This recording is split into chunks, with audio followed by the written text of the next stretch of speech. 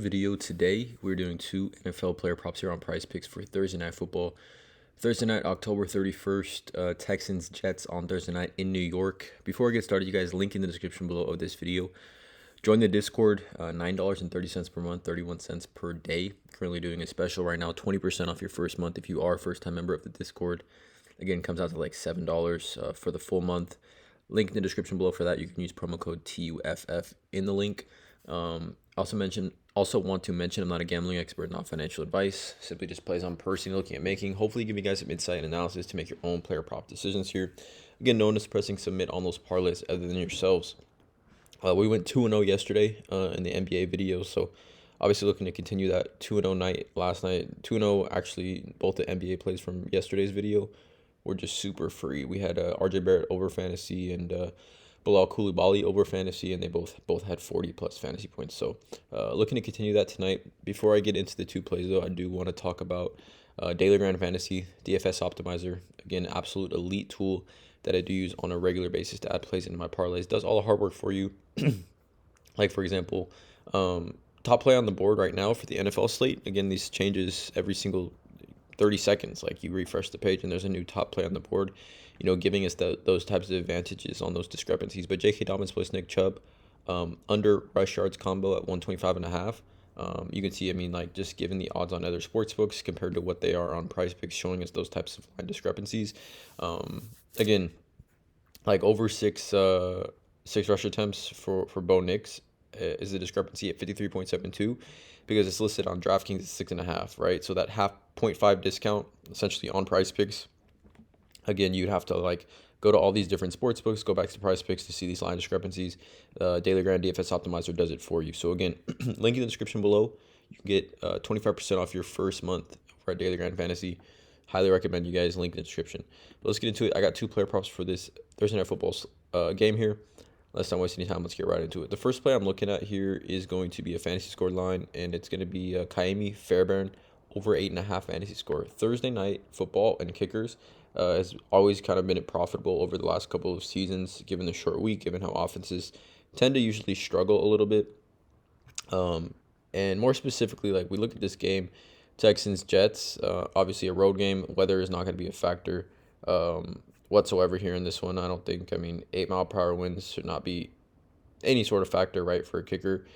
And the Texans specifically missing, obviously, Nico Collins and now Stephon Diggs, right, which I think when it comes to the red zone, when it comes to third down, is going to be tough for them to convert, which is why I like Kaimi Fairbairn for that reason. But even just in general, kickers versus the Jets, Thursday Night Football, and the Texans injuries, I think all of those three things combined creates for a big Kaimi Fairbairn game. And a player that is over in 6 of 8 games this season, averaging 11.88 fantasy points per game. Again, this is outlier as well. There is a link. You can get a 7-day free trial, a research betting tool that I do use as well. But 11.8 fantasy points over 8 games this season is what he's averaging over in 6 of 8. And we look at Kaimi Fairbairn. We look at the Jets. Last season, they did allow the 5th most fantasy points to the kicker position last season.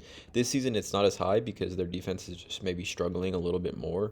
If we look at kind of how the Jets' defense is going up, they're still up in the bottom half. I think this is the 10th most fantasy points, 8.3 fantasy points per game.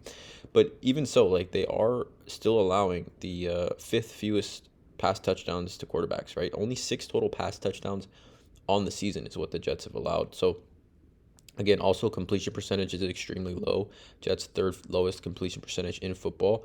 So when you combine that with the short week and the types of injuries essentially that the Texans do have. Kaimi Fairbairn this season has fantasy score games of 20, 17, 16 12, 11, and 12.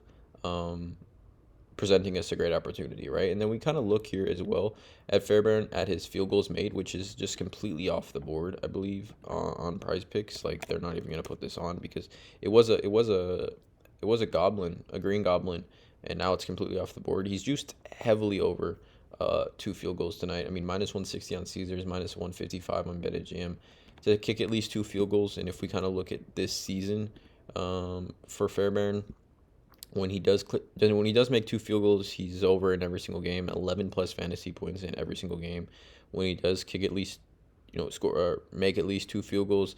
And kind of just like even going back to last season, obviously in a full season game, he was over this line in 6 of 8 games, 2 misses, finishing with 8 fantasy points. And then even the year before that, right, the floor for this line, if he kicks 2 field goals, is gonna be right around 7 fantasy points, right around 7.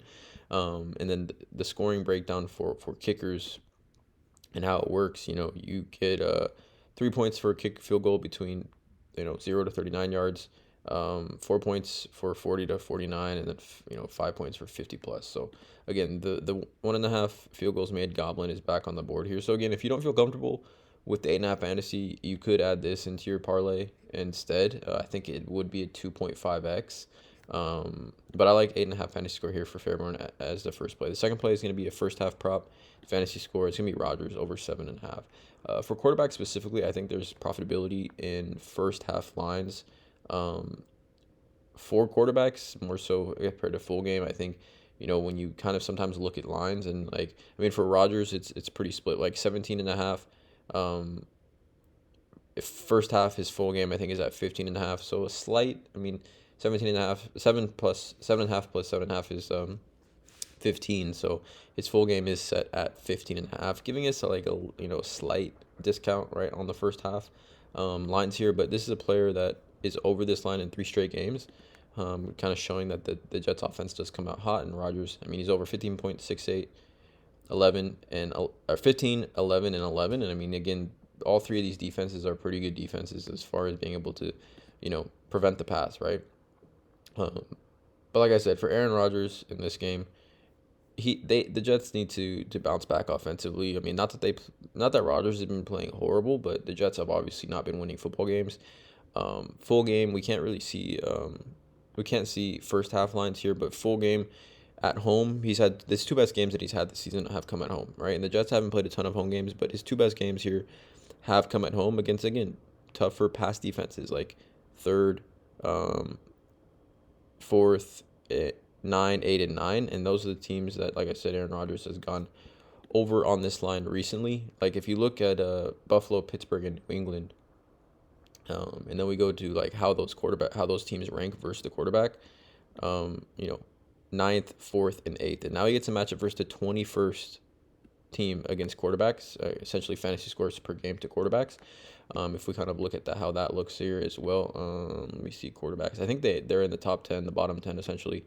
The Texans here ranked 10th, 21.1 fantasy points per game to the quarterback position.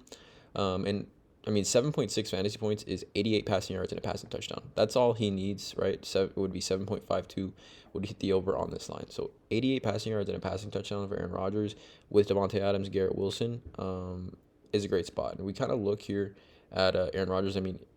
Obviously minus 520, minus 575 to throw a passing touchdown tonight. His 1.5 is actually juiced or plus money at 1.5. So, first half, 1 passing touchdown, heavily, minus 575, you could say is, I don't want to say a lock, but you're making, no one's making that bet really, minus 575 on the under, for him to not throw one, and he's thrown at least 1 passing touchdown in 4 straight games, et cetera, right? But the Texans defense, I guess, doesn't travel very well on the road. Every single game that the Texans have played on the road, a quarterback's gone up for 18 plus fantasy points, 18, 21, 23, and 27, right? The only under is Nick Mullins down here, who came in at the end of the game for Sam Darnold. But quarterbacks have feasted versus the Texans at home, or quarterbacks that are playing at home, and specifically in the first half, right? We look at the Texans, like I said, these games that they played on the road, Indianapolis, Minnesota, New England, Green Bay, right? Let's just take a look here. Every single game that they've played on the road, they've allowed a passing touchdown in the first half. Against the Colts, they allowed a 60-yard pass from Anthony Richardson to Alec Pierce in the first quarter. Against the New England Patriots, right? Scoring summary, they allowed a 40-yard pass from Drake May to Kayshon Boutte. Here against the Green Bay Packers, they allowed Jordan Love to throw 2 passing touchdowns, 14-yard pass to Tucker Kraft and a 30-yard pass to Dontavian Wicks. And then against the Vikings, Sam Darnold threw 2 passing touchdowns in the first quarter. So again, every quarterback that has played the Texans at home has gone over this 7.5 point fantasy line, right? And Aaron Rodgers over in 3 straight, 10 plus, 11 plus in 3 straight. All we need is 7.6 here. It's a great spot, and also kind of given, not that running backs have necessarily like massively struggled against the Texans, but the Texans still, to running backs, pretty good run stopper defense. They are allowing the 8th fewest yards per carry to running backs this season. And again, Breece Hall is obviously a threat out the backfield to catch the ball. But 2 plays for this YouTube video here. Fairbairn over 8.5 fantasy, Rodgers over 7.5.